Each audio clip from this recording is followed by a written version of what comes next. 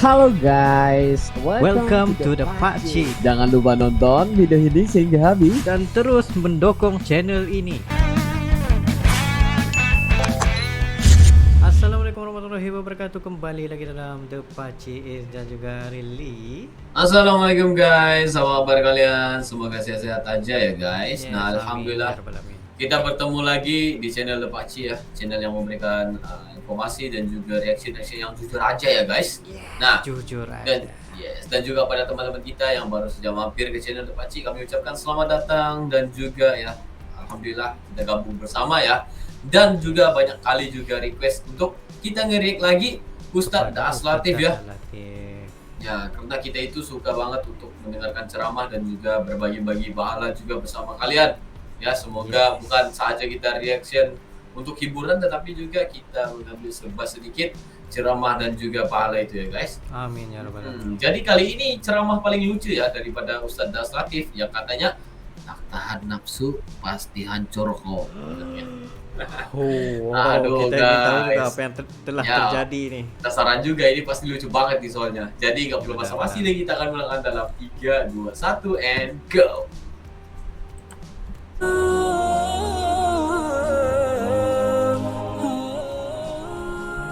Hasbunallah wa ni'mal wakil wala haula wala quwwata illa billah. Allahumma salli ala Sayyidina Allahumma Muhammad salli wa ala ali Sayyidina Muhammad.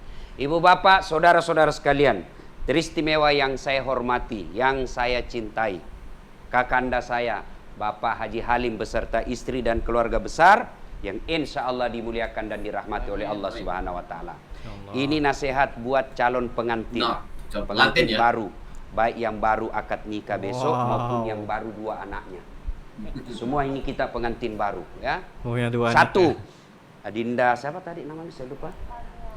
Fania. Adinda Fania. Satu, percayalah tidak ada rumah tangga yang tidak ada masalahnya. Nah, Itu dulu. Bohong ini kalau dia bilang tidak ada masalahnya dalam rumah tangganya. Bohong. Mana ada rumah tangga tidak ada masalahnya? Ustadz, banyak juga masalahnya itu Ustadz. Apa masalahnya? Banyak janda-janda pura-pura curhat Ustadz. Wey. Ada masalah Ustadz. Mohon bimbingan saya cari imam. Semua ada masalah. Jangankan saya, Nabi, manusia mulia, namanya selalu digandengkan nama Allah.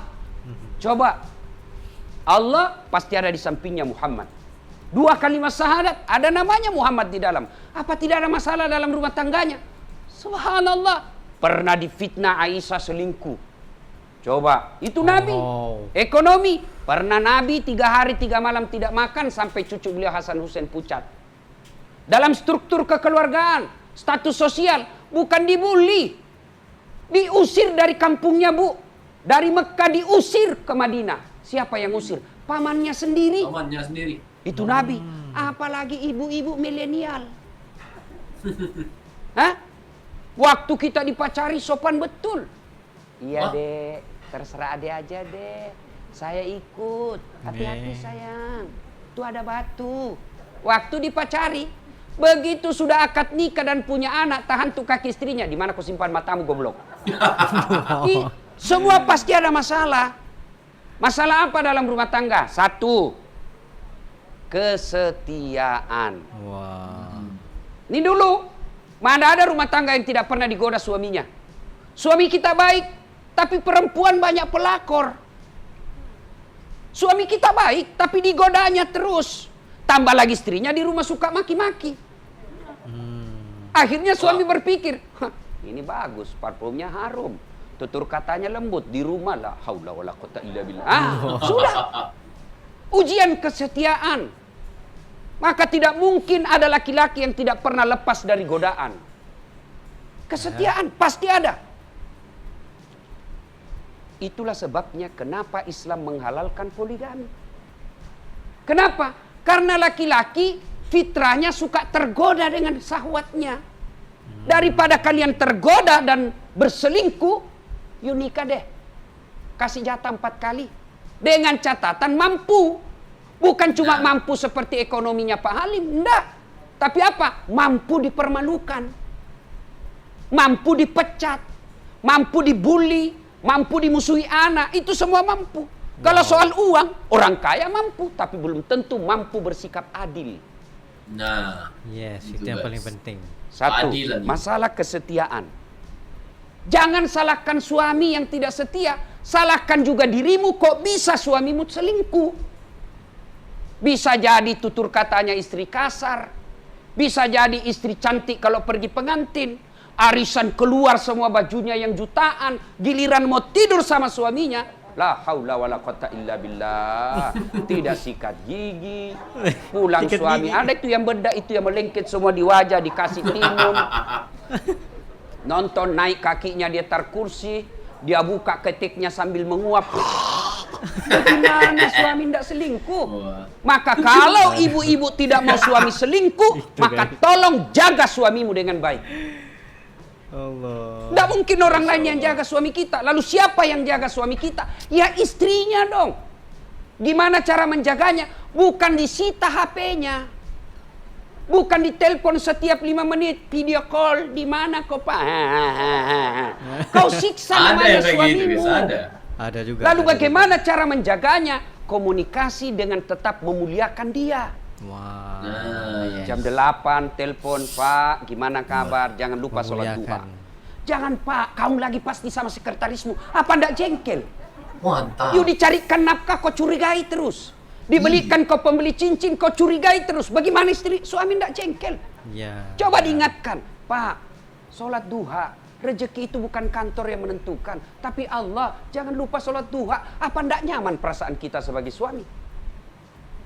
Jam 10 video call, tapi video callnya apa? Pak, saya lagi baca Yasin. Nyaman kan? Begitu mau maghrib lagi, dia video call lagi suaminya. Tapi apa? Video call dengan cucunya lagi ngaji. Demi Allah, perempuan manapun goda suaminya tidak tergoda. Kenapa? Istrinya di rumah meskipun Terbaik. sudah mati baterainya, tapi akhlaknya mulia. Alhamdulillah. Mantap. Iya Bu? Benar? Hah? Gimana kita tidak tersiksa? 1 jam keluar ditanya, di mana kau? Di mana kau? Di kantor. Bohong! Memangnya suamimu jajahan? Dan ketawa, saya serius ini. Itu ayatnya mahal. Hah? Gaspol memang. Maka ibu, kan ini di gaspol karena ibu-ibu yang banyak. Coba kalau laki-laki yang banyak, lakinya segas. Maka ibu keliru, ndak bawa suami. Satu, kesetiaan. Jadi jangan menuntut suami setia, lalu ibu tidak pandai menjaga suami. Caranya menjaga, ingatkan, bukan diintimidasi. Enak kan Pak, jangan makan di luar hari ini. Hari ini saya masak spesial buat Bapak, makanan kesenangannya. Nyaman perasaan kita sebagai suami. Makan di rumah. Tapi Wah. kalau WhatsApp-nya masuk, jangan lupa singgah beli cincin. Masih baik kalau cincin, kalau pembalut. Pembalut. Coba ya. Satu. Yang kedua, masalah dalam rumah tangga. Nih calon pengantin, ekonomi. Tapi kaya bapak bukan jaminan bahagia. Dengar ini. Kalau kekayaan membuat orang bahagia, demi Allah tidak ada orang kaya yang cerai. Benar? Coba lihat anak-anak orang kaya. Mewah ketika pengantin. Baru 2-3 tahun cerai. Menunjukkan ekonomi bukan faktor utama membuat rumah tangga bahagia. Tapi apa yang membuat rumah tangga bahagia dari segi ekonomi? Bukan banyaknya harta, bukan melimpahnya tabungan, bukan mewahnya rumah, bukan megahnya mobil, tapi apa? Rasa cukup dengan apa yang kita miliki. Wah. Oh nah. Ada orang gajinya Cukup. cuma 3 juta per bulan, tapi tidak pernah bertengkar dengan suaminya. Kenapa? Karena istrinya selalu merasa cukup.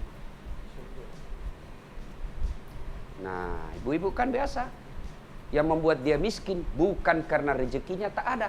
Tidak mungkin Allah tidak memberikan satu rumah tangga rezeki. Tidak mungkin. Allah itu bukan maha penganiaya. Allah itu maha kaya dan maha pemberi. Lalu kenapa ada orang bermasalah ekonomi rumah tangganya? Bukan karena tidak ada rezekinya, tapi karena dia tidak mensyukuri apa yang Allah Apa yang berikan. ada? Contoh, kalau gajimu 5 juta, gaji suamimu 5 juta, you hidup deh gaya hidupmu 4 juta. Supaya ada lebihnya. Tapi ibu-ibu modern sekarang, terutama yang tinggal di kota-kota seperti Jakarta ini, gaji suaminya 5 juta, gaya hidupnya 7 juta. Nggak pernah cukup. Yes. Kalau gajinya suamimu cuma 5 juta, you nggak usah pakai handphone yang 4 kameranya. Yang ketawa, saya serius ini, Bu. Untuk apa 4 kamera? Kan overdosis. Cuma satu yang kau mau pakai. Contoh, yang membuat kita miskin. Contoh, Aduh. gajinya suami cuma 5 juta. Datanglah istrinya, Bang, belikanlah saya tas. Karena kita ini merasa cinta kepada istri, oke dek, belilah, enggak apa-apa.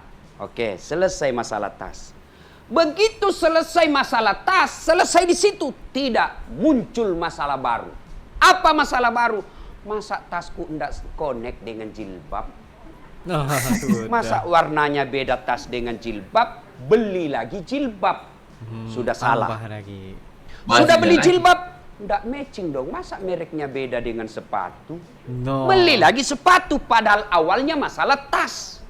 Iya toh? Hmm. Itu dari segi aksesoris. Apalagi dari kebutuhan kecantikan diri. Saya baca iklan, la haula wala quwata illa billah. Untung istriku tidak gitu. Saya bilang mati saya kalau istri saya begini. Coba ibu-ibu sekarang, lain sabunnya untuk muka, lain sabunnya untuk ketek, lain sabunnya untuk paha. La haula wala quwata illa billah. Saya ini, Bu, sabun cuci yang colek pun jadi untuk ketek saya. Selesai, yang penting ada busanya. Ini yang disebut gaya hidup melebihi penghasilan. Benar. Gaji suaminya 7 juta per bulan, mau juga gunting kuku di salon. Gunting kuku. Padahal umurnya sudah 50, pret. Gunting kuku. Saya kan lewat di Makassar, Bu. Saya lihat itu ada salon, ada gambar jari. Saya tanyalah supirku, apa itu maksudnya, Dek? Dia bilang, ini Ustaz, tempatku gunting kuku. Apalagi namanya itu, Bu? Nah, dia tahu semua ini. Mini. Coba. Saya tanya, berapa itu satu kuku? Dia bilang, itu Ustaz, satu kuku 20.000. Berarti kalau 20 kaki, 20 jari, berarti 200.000. Gunting kuku 200.000, apa ndak takabur? Oh. Saya gunting kuku, praktis. Selesai. Gigit aja.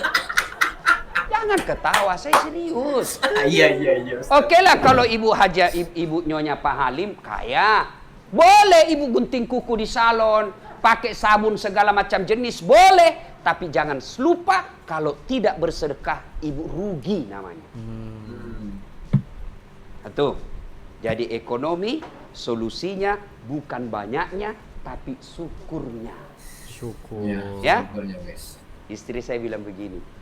Kan saya bilang gini, Bu, ngapain kau pusing? Soal duit kau tidak bawa mati. Tapi dia bilang apa?